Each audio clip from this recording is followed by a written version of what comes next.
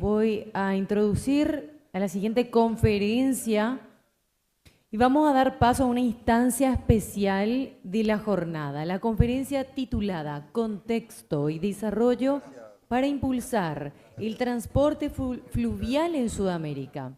Este espacio nos permitirá contar con una mirada integral y de largo alcance sobre los desafíos y oportunidades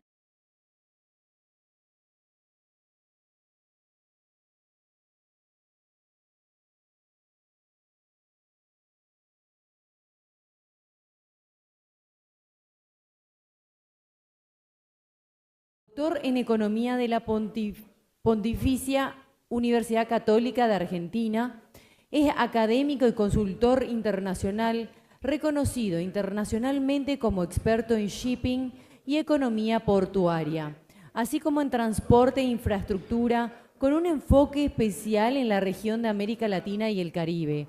Ha desarrollado su carrera como economista en el sector privado con empresas locales y extranjeras, en el sector público y en diversas agencias internacionales. Ha trabajado profesional o académicamente en 30 países de América Latina y el Caribe, así como también en Europa y Asia. Actualmente es profesor de Economía Marítima y codirector de la Cátedra de Logística en la Universidad de los Andes, Colombia. También ha sido consultor de CAF, consejero para asuntos marítimos y logísticos de la Secretaría General de la Asociación de Estados del Caribe y de la Cámara Marítima de Panamá para la visión 2030 Panamá País Marítimo. Nos brindará un marco de referencia fundamental para comprender cómo los cambios globales repercuten directamente en el desarrollo del transporte fluvial sudamericano. Este será un momento propicio para reflexionar sobre el rol estratégico de las hidrovías en la conectividad regional y en la competitividad global de nuestros países. Lo recibimos con un fuerte aplauso.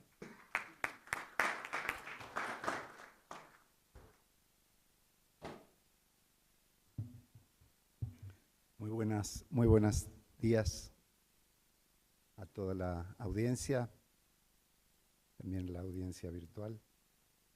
Bueno, por supuesto quiero agradecer a la organización del Foro Fluvial esta segunda invitación a participar.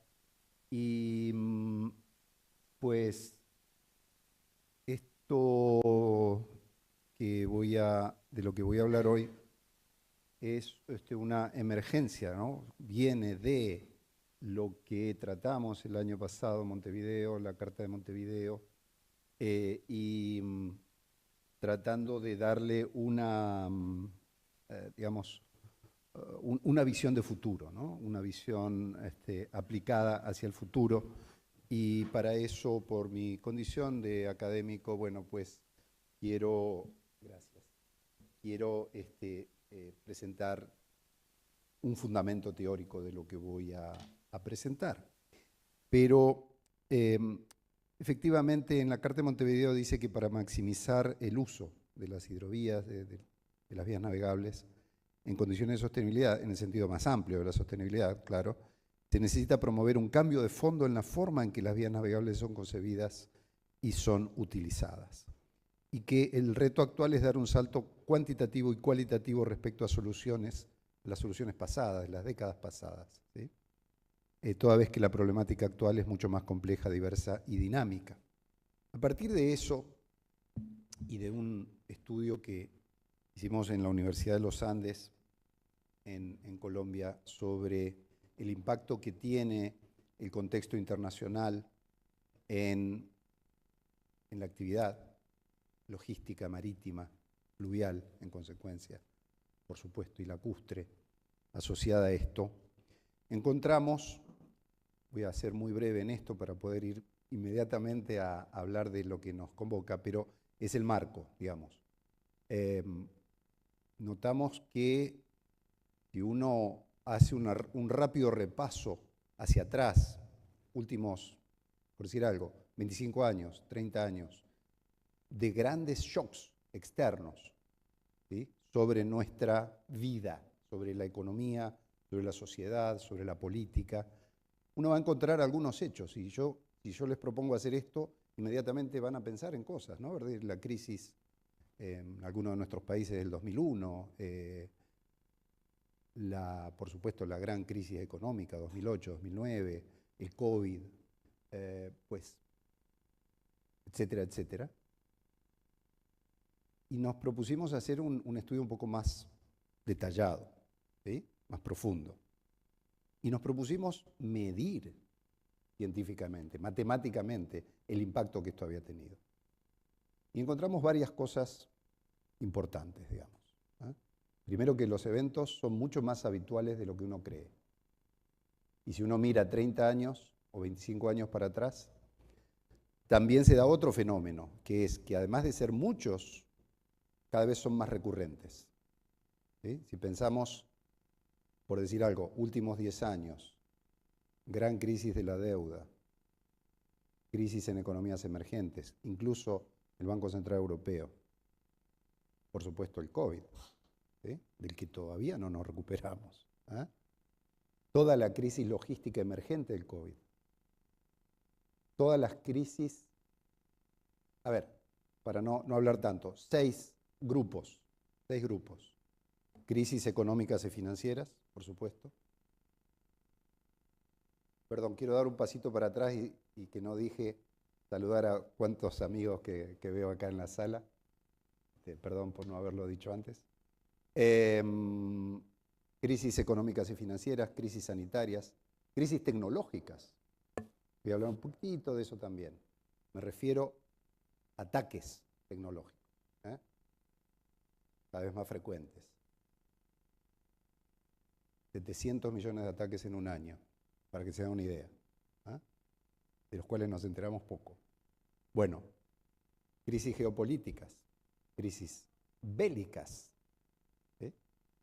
y lo que, digamos, todo aquello que tiene que ver con fenómenos que a veces son localizados en un país o en un pequeño grupo de países, pero que tienen afectación global. Bueno, de estos 6 grupos de países, notamos que la mayoría tienen un impacto muy significativo. Se comprueba que tienen un impacto, que el impacto es significativo en términos estadísticos, econométricos. Pero, ¿qué quiero decir? Lo que más afecta al mundo, a la economía, a la sociedad, a nosotros en la logística, en el transporte por agua, son las crisis geopolíticas no bélicas. ¿Sí? Por ejemplo, Brexit. Uno dice, bueno, Brexit, ¿qué pasó? Un país se salió de un bloque. Pues, hombre, eso sí afectó el desarrollo. Afecta al desarrollo, afecta al comercio, afecta al transporte, ¿sí? Y allá en el fondo, en la última parte del mundo, afecta nuestra actividad.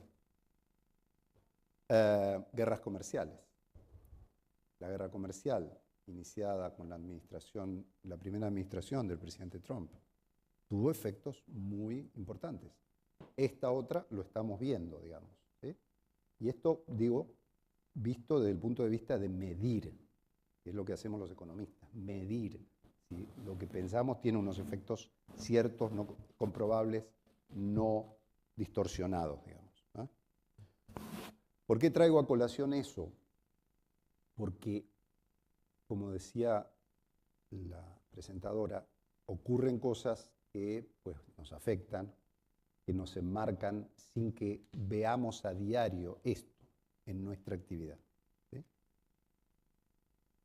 Y como les dije, no solamente se comprueba la persistencia de estos shocks, que todos han tenido mayor o menor repercusión, insisto, los que mayor repercusión tienen son las crisis geopolíticas, no bélicas incluso, no bélicas. Quiero decir, afecta mucho más una guerra comercial que la guerra de Ucrania. ¿Sí? Me refiero, por supuesto, al gran comercio, al gran mundo del transporte, de la logística, ¿no? Y en eso, la segunda cosa importante que me trae a colación a esto es la frecuencia. Si miramos 30 años, en la primera década teníamos un evento cada 5 años. Si miramos la última década analizada, prácticamente tenemos un evento importante cada 1 año y medio. Por eso se dice que nuestra nueva normalidad es la incertidumbre, es la volatilidad. Y eso lo destaco porque es el marco en el cual tenemos que tomar decisiones. Y lo digo así porque tengo la tranquilidad de estar diciendo no una mera idea que tengo, sino una cosa científicamente comprobada.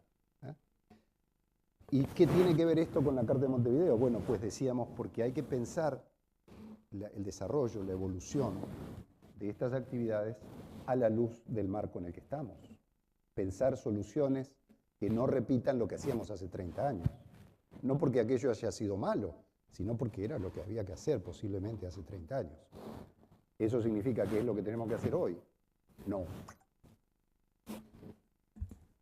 No necesariamente. Algunas cosas sí, otras cosas habrá que mirarlas. Y en ese contexto, entonces, es que quise proponer una mirada, como digo, con una base teórica fuerte, ¿sí? Ahora lo voy a explicar, y ver aquella lectura antigua de los corredores de integración, de los corredores multimodales, de los corredores bioceánicos, de los corredores, bueno, corredores y un apellido siempre, ¿no? Pero siempre corredores. Que ya hace 20 años era una palabra antigua y que sin embargo hoy se sigue usando. Entonces digo, ¿qué desafío yo propongo? Es que convirtamos aquellos corredores, antiguos corredores, ya si ustedes se acordarán, en algún momento ya se hablaba de ejes de desarrollo, ¿sí? Que me parece mucho más propicio. ¿Sí? Y veo yo una gran oportunidad de convertir esos antiguos corredores, muchos de los cuales siguen siendo ilusiones, ¿sí? En una encrucijada logística avanzada. Y el caso que quiero revisar es este que tenemos a la mano. Es el encuentro de un corredor transversal que se llama de Capricornio, que se llama Bioceánico Sur, que se llama como tantos nombres se le ha puesto, pero que al fin y al cabo es una línea que va desde el suroeste del Brasil hasta norte de Chile, sur de Perú, y dependiendo la variante, pasando por Bolivia, pasando por Paraguay, Bolivia, Perú, pasando por Paraguay, Argentina, Chile. ¿Sí? Ver qué oportunidad esto nos trae de ver cómo convertir esos corredores en una encrucijada logística de avanzada. Y ahora voy a entrar más en detalle sobre eso. Yo no sé cómo funciona esto. Ahí está. Y esto es de lo que estamos hablando. Yo sé que no se ve nada, pero sí da una idea. Allá está el Brasil, acá está Chile, en la versión sur del corredor, ¿sí? Entonces, muy importante, y podemos agregar la variante Bolivia-Perú. Debemos agregar la variante Bolivia-Perú. Pero allá ven el Océano Atlántico, acá el Océano Pacífico, ¿sí? La línea del medio, ahí celeste es la hidrovía. ¿Sí? Y entonces tenemos todos estos pasos con sus variantes, con puertos en el Atlántico, con puertos en el Pacífico, con vías, carreteras diversas, combinaciones diversas. Y me quiero centrar en la encrucijada, donde se juntan estos dos ejes. El eje transversal, que va del este al oeste o al revés, y del norte al sur o al revés. Entonces, ¿de qué estamos hablando? Estamos hablando de países landlocked. Estamos hablando de Paraguay y Bolivia. Digo, en la gráfica, porque la encontré hecha, no la hice yo. Acá está Paraguay, pero podemos agregar un poco más al norte lo mismo con Bolivia y Perú. ¿Sí? Entonces estamos hablando de países landlocked, es decir, Paraguay y Bolivia. Pero también estamos hablando de países marítimos que tienen regiones interiores que son landlocked. Y es fácil darse cuenta que regiones amplias, regiones de Brasil, amplias regiones de Argentina, también son landlocked, aunque el país tenga una costa marítima. ¿Sí? Pero resulta que, claro, regiones que quedan a miles de kilómetros de. ¿Sí? Entonces hablamos de países landlocked, hablamos de países con regiones interiores landlocked, regiones habitualmente olvidadas.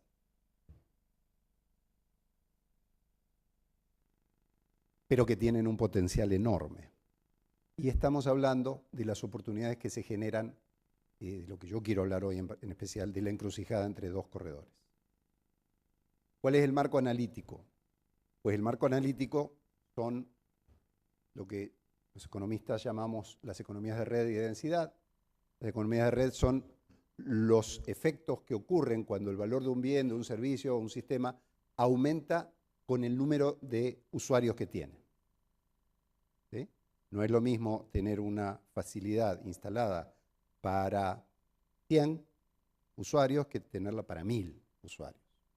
Ahí hay una economía, no confundir con economía de alcance, de escala, que también ocurre. Pero esta es una economía que ocurre al agregarse cantidad de usuarios. Cantidad de usuarios, creo que es la palabra más apropiada, que participan, que usan esa red. Es lógico, ¿no? Es decir, se hace una inversión y no da lo mismo que lo usen 100 que lo usen 1000 o 100.000. Y eso tiene que ver. Eso permite, como dije, a medida que aumenta el número de usuarios de ese servicio, de esa infraestructura, pues se incrementa el valor que recibe cada uno de ellos. Por eso hay economías de red. Permite capturar beneficios en ciertos, digamos, condiciones, por supuesto, de uso, que son generados por esa conectividad. Y por eso hablo de una encrucijada. Lo que estamos haciendo es multiplicar la conectividad transversal con la conectividad vertical. En el caso de un puerto, por supuesto, aumenta el valor del puerto porque potencia, fácil de imaginar, la cantidad de compañías que van a usar ese puerto. Entonces, cuando uno piensa en economías de red, piensa en esto, ¿sí? Pero, además, y de lo que se habla menos en general, es de las economías de densidad, que es cómo se reduce el costo por usuario, el costo unitario, digamos, o el costo unitario, por la proximidad de proveedores y usuarios. Lo que aquí yo puse economía de densidad, también se suele hablar de economías de aglomeración, que produce entonces, como podrán empezar a imaginar, que si uno tiene un corredor que abastece ciertas necesidades, ciertas demandas, pero lo cruza con otro corredor que abastece otras, pues se empiezan a aglomerar proveedores y se empiezan a aglomerar demandantes, usuarios, ¿sí? Entonces, esta combinación de economías de red y de densidad tiene efectos benéficos para el desarrollo. Esto es lo que digo, es el fundamento teórico de pensar que de aquella encrucijada, norte, sur, este, oeste, se pueden beneficiar. Y voy a avanzar en esa idea cuando lo conversaba esto con un colega pidiéndole opinión, y me decía, estás volando, ¿no? Y yo dije, bueno, puede ser, pero entonces voy a buscar ejemplos históricos, a ver qué pasó en otros lugares, y es lo que voy a mostrar en unos momentos más. Bueno, pues ahí ustedes lo están viendo, cómo es que estas economías de red y de densidad en la logística potencian, se autopotencian en un, diría yo, círculo virtuoso que debe alimentar y ser alimentado por los usuarios. Quiero decir, no haríamos esto si no hay nada que se produzca, si no hay nada que se demande, si no hay nada que se exporte. No haríamos las inversiones. O si las haríamos porque hay que ocuparse de regiones que están relegadas habitualmente en el desarrollo económico de los países. Por lo tanto, la interacción de estas economías de red y de densidad, disculpen lo técnico de los términos, pero bueno, pues es que así es, ¿no? Entonces, esta interacción entre estos dos tipos de economía es un factor crítico que potencia la eficiencia de toda la red. Y lo que estoy proponiendo es que esto se multiplica a su vez porque estamos mezclando, cruzando dos redes, una horizontal y una vertical. Y entonces vamos a tener fenómenos asociados con la consolidación de cargas, con la concentración de información, ¿sí? La inversión en información no es lo mismo para 10 usuarios que para 1000 usuarios, sentido común. Vamos a tener una resiliencia operativa, porque los sistemas se multiplican y por lo tanto están mejor preparados para emergencias, y sobre todo en estos casos donde la resiliencia, como lo hemos visto en el tema de las hidrovías, es una demanda realmente crítica. En la generación de valor añadido, y ahí es uno de los temas que decía, bueno, sí, mejoramos la red logística, pero ¿para quién? Bueno, para que vengan los que tienen que invertir a producir, ¿sí? Más población, más demanda, más empleo, pues. Generación de valor añadido, interconexión modal, como es obvio, entre un corredor carretero, un corredor fluvial, pero también potencialmente corredores ferroviarios, si uno mira el segundo eje al norte de esto.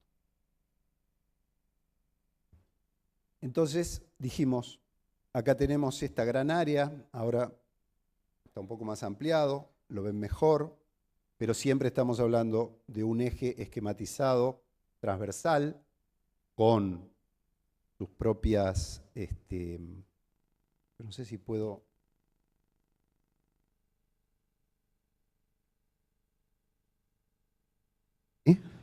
¿Sí? Ok.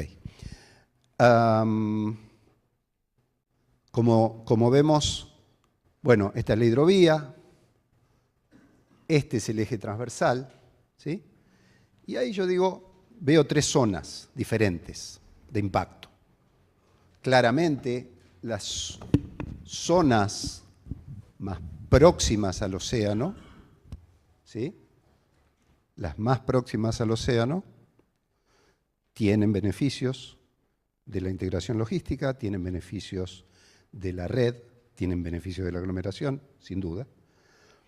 Pero me quiero concentrar en la parte central, justamente la parte que es landlocked, sea un país marítimo, sea un país puramente landlocked.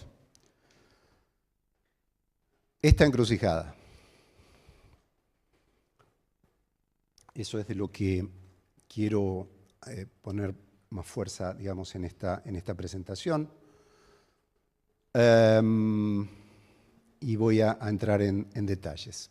Bueno, todos sabemos lo de la hidrovía, no se los voy a contar a ustedes, así que se los puedo ahorrar. Algunos datos sobre el corredor transversal, más de 3.300 kilómetros, depende cómo se mide, para mí son casi 5.000 kilómetros, si uno lo midiera, pero digamos, más de 3.300 kilómetros, ¿sí? Uniendo 4 países, es decir, el corredor como tal, la pura verdad empieza en Campo Grande, de Campo Grande hacia occidente, entra a Paraguay, entra a Argentina y va a Chile. Como vieron en el esquema, con varios puertos del lado de Chile que incluso compiten entre sí a ver quién es el que se va a beneficiar. Esto, ¿de qué dependía? Porque esto podemos hablar ahora y no antes, pues porque acá está la hidrovía justamente y no había forma de cruzarla. Pero ahora hay un puente, o va a haber un puente. En la medida en que ese puente aparece, Y la segunda cosa es, se pavimentan estas carreteras, ¿sí? Es que entonces estamos hablando, sí, de un eje transversal medianamente homogéneo, donde hay carreteras que tienen cierto estándar, pero pues ya están pavimentadas y existe el puente. Entonces, esto es lo que hace, a mi juicio, abre la posibilidad de hablar de una encrucijada que permita unir economías de red con economías de densidad y generar una opción de desarrollo que hasta ahora no teníamos. Son unas 120 millones de personas. Como ustedes pueden ver en la encrucijada, sí, claramente Campo Grande, con toda su potencia industrial, agroindustrial, alimenticia, etcétera, es, yo creo, el punto de partida. Pero bueno, no deja de beneficiar a estos otros países del centro-oeste brasileño, ¿sí? La confluencia Puerto Murtinho, Carmelo Peralta, donde está el puente, ¿sí? Con la hidrovía. Imagínense, desde que se empezó a hacer el puente a hoy, existen 5 nuevas terminales portuarias, o 5, no sé si nuevas, pero quiero decir más avanzadas, más perfeccionadas, ¿sí? Y eso es una demostración de que la teoría está funcionando, ¿sí? De este lado tenemos, bueno, todo esto entra al noroeste argentino y cruza los Andes allá sabrán, Antofagasta, Iquique, Mejillones, Antofagasta, Iquique, Arica y el que me estoy olvidando, son 4. Son 120 millones de personas.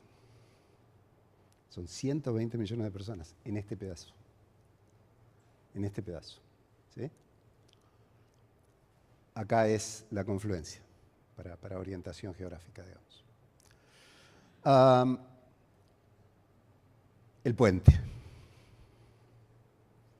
Este puente no existía. Se empezó a construir no hace mucho.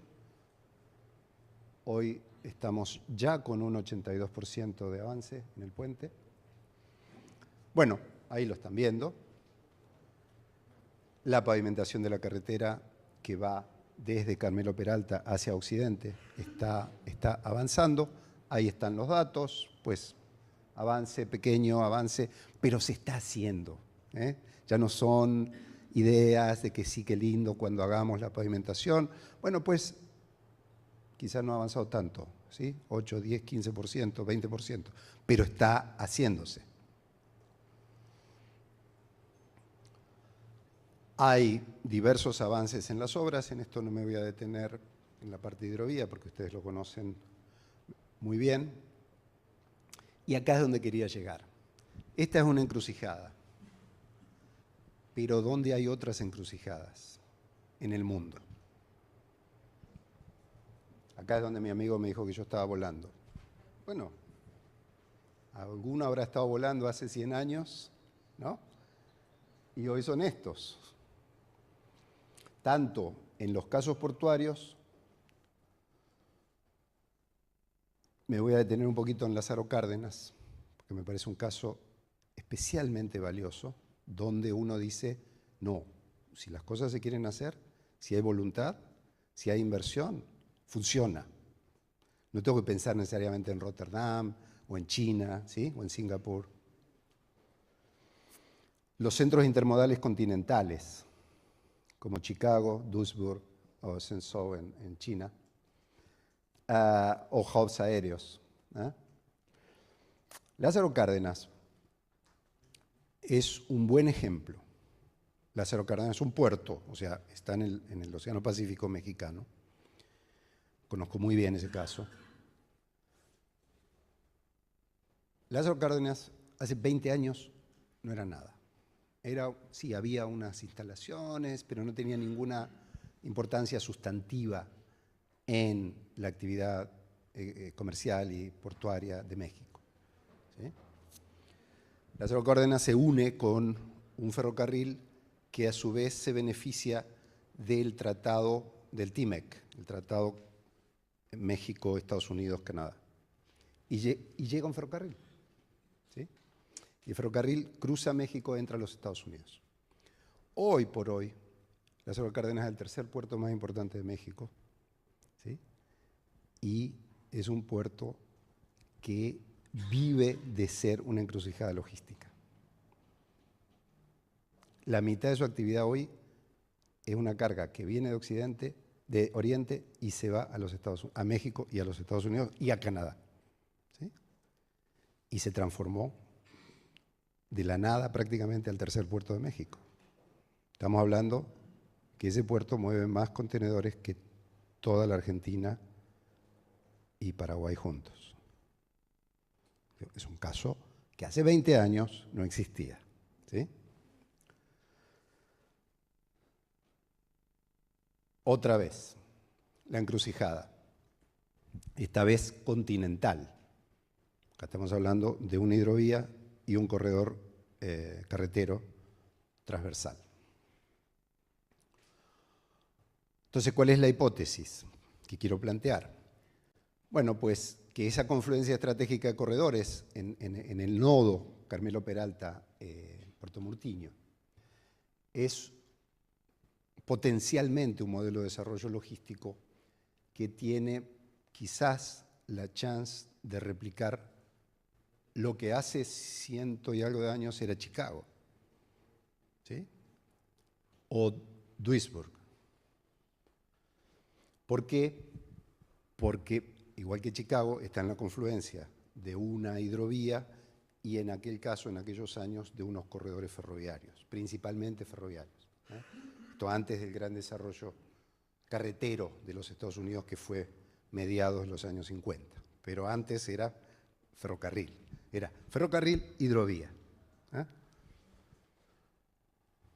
Y Duisburg, en Alemania. Pienso que eso, si uno pensara como hipótesis de futuro, como anhelo hacia el futuro, es algo que se parece a lo que tenemos ahora aquí cerca, en Carmelo Peralta. Hoy, ¿sí? Hay que hacer un buen ejercicio de imaginación, de un buen ejercicio de ambición intelectual, de ambición de futuro, ¿sí? De soñar en el buen sentido de la palabra. Pero eso no va solamente con la construcción de infraestructura. Y acá me parece que estamos en un punto crítico. Siempre estamos hablando que falta infraestructura. Yo tengo como 3 libros escritos sobre eso. Que invertimos poco en infraestructura, ¿sí? Y es verdad. Estamos en menos del 2% del PIB, ¿no? Corea está en ¿cuánto? El 10%. Un país chiquito así. Bueno, pero hoy esa infraestructura se está haciendo. Tenemos el puente, se está pavimentando la carretera, está pavimentada al lado de Brasil. Faltan cosas de infraestructura, especialmente en la unión de Paraguay con Argentina y potencialmente con Chile. Pero la construcción en el enclave que estamos hablando, en la Cruz, se está haciendo. Entonces, quiero decir, ser muy importante esto. No es solamente construcción de infraestructura lo que necesitamos para que esto pueda dar un salto. El salto que podría dar. Esa interacción sinérgica es lo que debe permitir que una mera intersección de 2 ejes, digamos, geográficos, sea un dinamizador de flujos comerciales, sea un dinamizador de la producción. Entonces, el desafío es cómo juntamos esta potencialidad geográfica con un modelo de desarrollo productivo, de inserción internacional, de consumo, de creación de empleo.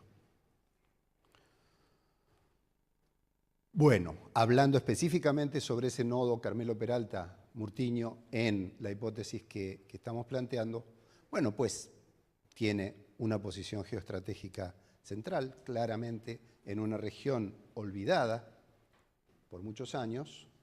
Hoy existe una cosa que hace poco no existía: infraestructura. infraestructura pura y dura. Tiene capacidad intermodal integrada, incipiente, pero la tiene. Insisto, 5 terminales portuarias en muy poco tiempo en la zona.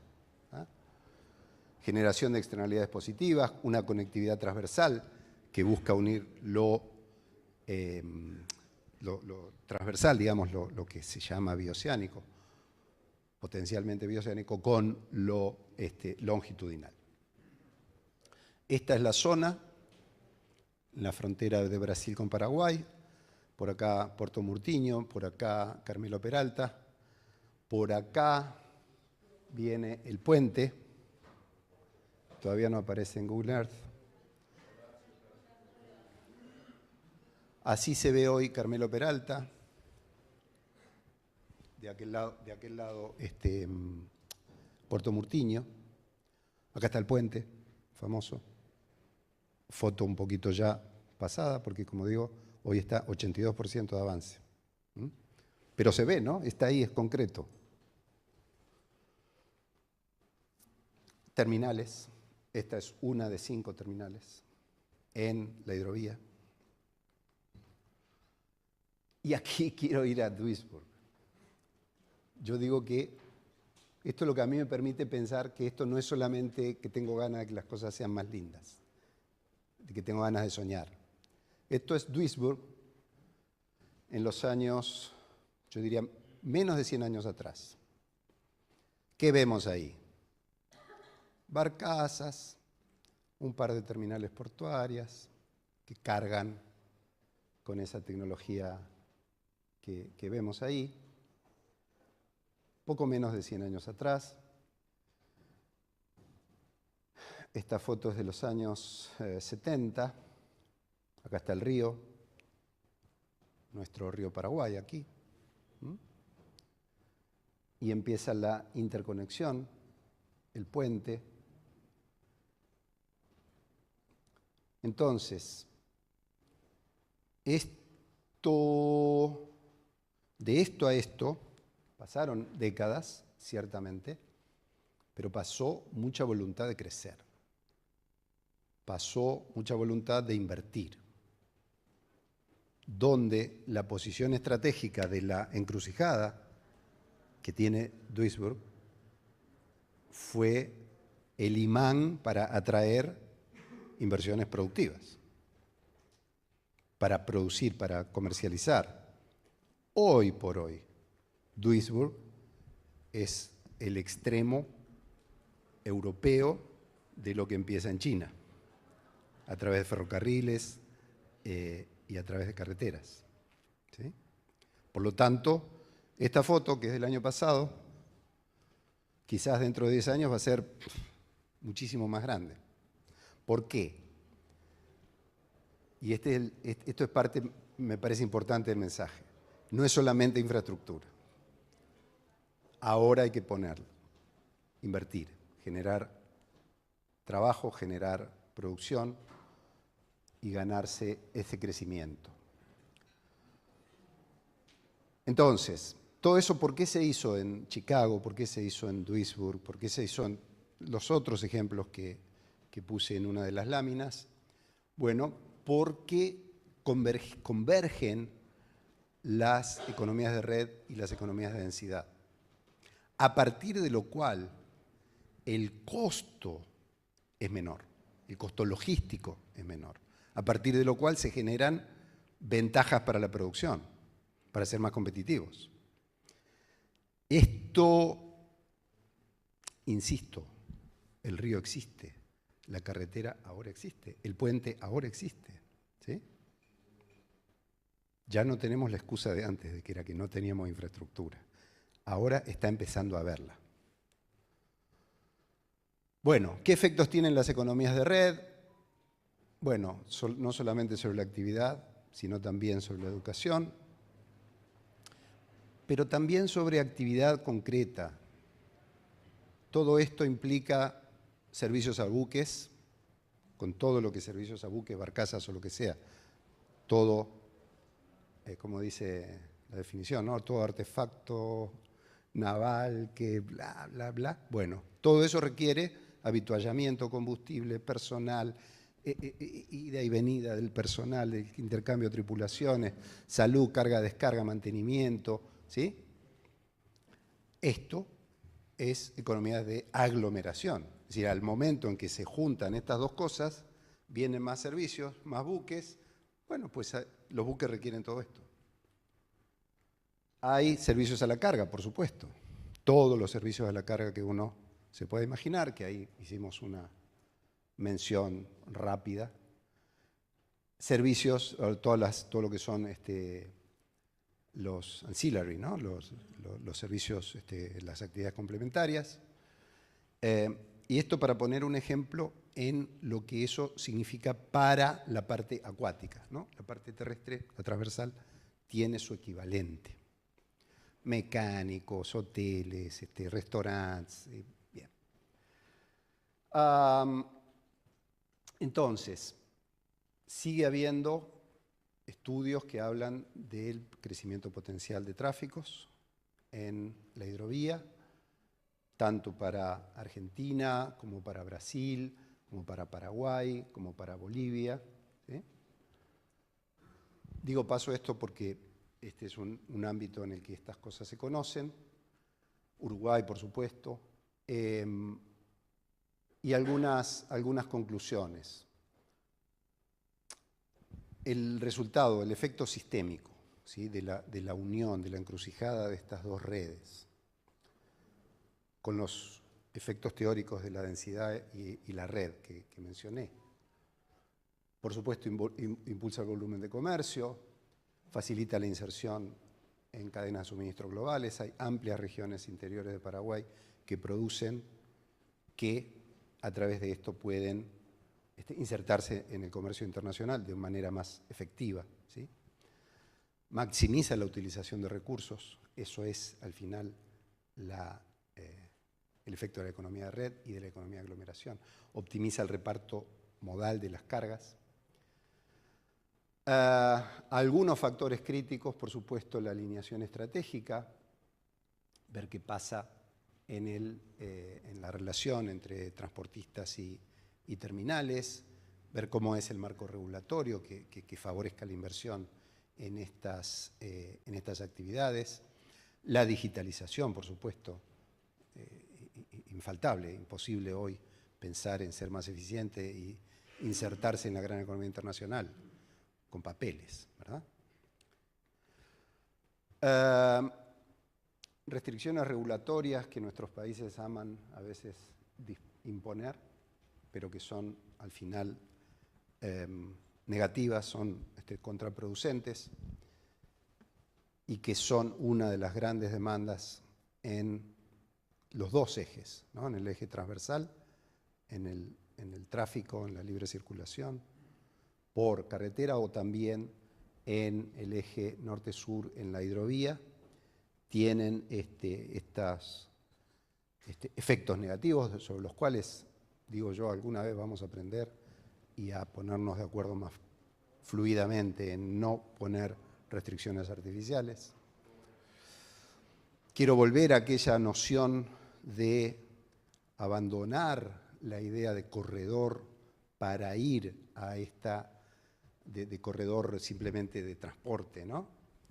Para ir a esta idea de corredor de desarrollo, con todos los efectos de lo que hemos estado hablando y que tienen, como vimos, justificación desde el punto de vista de la teoría económica y desde el punto de vista de la verificación histórica, ¿sí? Entonces, ¿qué digo? Lo que impulsó originalmente, por eso voy a hablar de una doble ganancia, lo que impulsó originalmente el corredor transversal es a lograr, en la teoría, que a través de facilitar el traslado de mercancías landlocked hacia puertos en el Pacífico, se bajaran los costos de transporte para llegar al Asia. Eso es digamos, si uno exprime todo lo que se escribe sobre este tema, van a caer 10 gotitas que son estas. Lo que queremos es llegar más rápido al Asia y más barato. ¿Sí?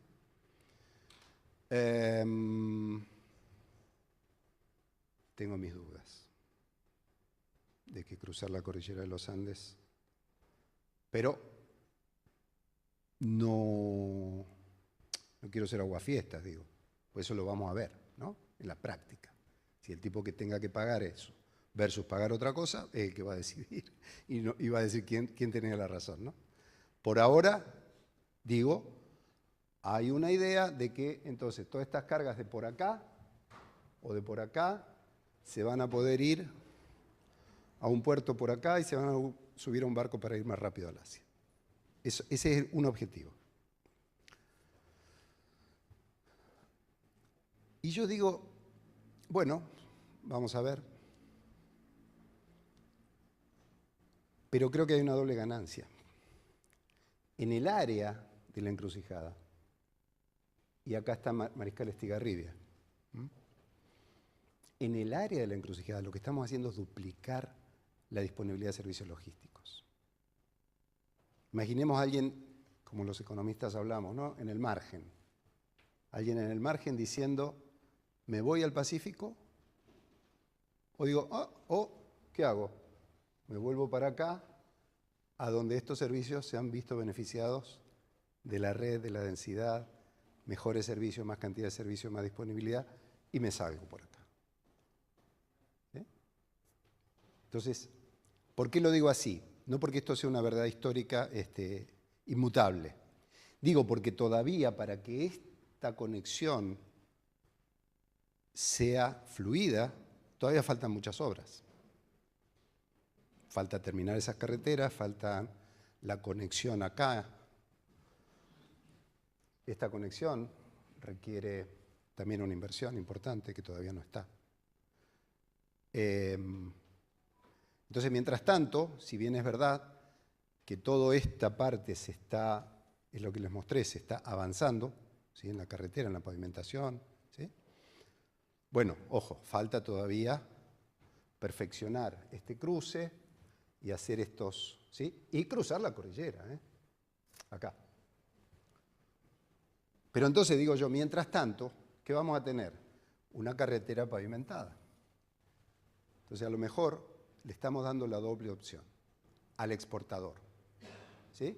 Al que está en esta zona. Es decir, a ver, pruebo, ¿me voy para allá o me vuelvo a la hidrovía? Entonces tenemos ahí un margen. Es decir, todavía hoy el puerto del Pacífico no compite con la hidrovía, todavía. Va a competir. Bueno, y si compite y gana, bienvenido, porque va a ser puro beneficio, ¿sí? Pero mientras tanto, no compite. Entonces, esto, quiero decirlo, es una acción complementaria. Acá tenemos dos corredores que se están complementando. Cuando todo esto esté efectivamente funcionando, pues entonces van a competir. Pero por ahora no, se están complementando y eso me parece muy importante. Entonces, ¿qué es lo que estamos viendo? ¿Qué es lo que se está haciendo? Se está convirtiendo en un área productora, y por estar en Paraguay voy a hablar solo de Paraguay, digo, toda el área del Chaco, ¿no? Un área que produce y cosas muy importantes, muy interesantes. Pues se está convirtiendo ese área en un área exportadora. ¿Por qué? Porque hay unos servicios logísticos que en la teoría deberían facilitarle su inserción internacional. Se están multiplicando las alternativas logísticas, lo que hablaba recién. Nuevas carreteras, el puente, nuevos puertos, etc. Los estados están financiando esa nueva infraestructura, especialmente en Brasil y en Argentina. Perdón, en Brasil y en Paraguay. Falta todavía parte en Argentina y en Chile. Pero ya se están dando pasos, yo quiero ser muy positivo en eso. Se están dando pasos muy concretos.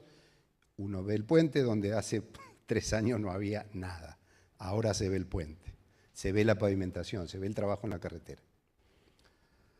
¿Qué desafíos tenemos? Vuelvo a lo de antes, se está convirtiendo un área productora en un área exportadora. Por lo tanto, todavía tenemos un desafío importante en que no hay servicios de apoyo al comercio internacional, no suficientes. Faltan servicios de apoyo, por ejemplo, agentes de carga especializados, que puedan aprovechar esta coyuntura de doble disponibilidad. Lo van a hacer seguro, pero digo, si yo miro hoy los desafíos. Servicios de apoyo al transporte. Hay zonas de estas carreteras donde falta combustible, faltan facilidades, faltan servicios al transporte, digamos. Cadena de frío. Yo lo hicimos, una de mis últimas actividades trabajando en CEPAL, justamente fue la evaluación de las cadenas de frío de este corredor. Y si bien hay importantes centros que proveen cadena de frío a lo largo del corredor, bueno, pues no alcanzaban, si es que todo ese potencial que produce muchos de esos bienes requieren cadena de frío, pues faltaban. Perfeccionar los servicios gubernamentales, por supuesto, las fronteras seamless. A ver, no estamos en el siglo XIX, ¿no? No, estamos en el XXI, perdón. No podemos seguir con papeles. Pero a veces uno dice, no, claro, lo hacemos con la computadora, pero resulta que la computadora necesita electricidad. Y hay lugares donde no hay electricidad asegurada 24 horas por día. Entonces, digo, estamos dando pasos muy valiosos, pero falta. Los regímenes de tránsito, las aduanas, las exigencias fitosanitarias, etc. Educación, como una restricción general, digamos, al desarrollo económico en las regiones, falta mano de obra calificada, por lo tanto hace falta que existan servicios apropiados de entrenamiento, de calificación del personal. Reconversión portuaria, si estamos pensando en salida por el Pacífico, pues esos puertos que mencionamos son esencialmente mineraleros. Deberán reconvertirse a poder recibir contenedores refrigerados, a poder manejarlos, ¿sí? Bueno, estoy seguro que lo van a hacer, pero todavía hoy sigue siendo un desafío. Y por supuesto, la inversión. La inversión en mejorar la estructura productiva, en ampliar la estructura productiva, en diversificarla, ¿sí? Y eso ya es inversión privada, obviamente. Y la inversión privada que tiene que asociarse con todos estos desafíos, ¿no? Incluso con el tema de entrenamiento del personal. Muchas gracias.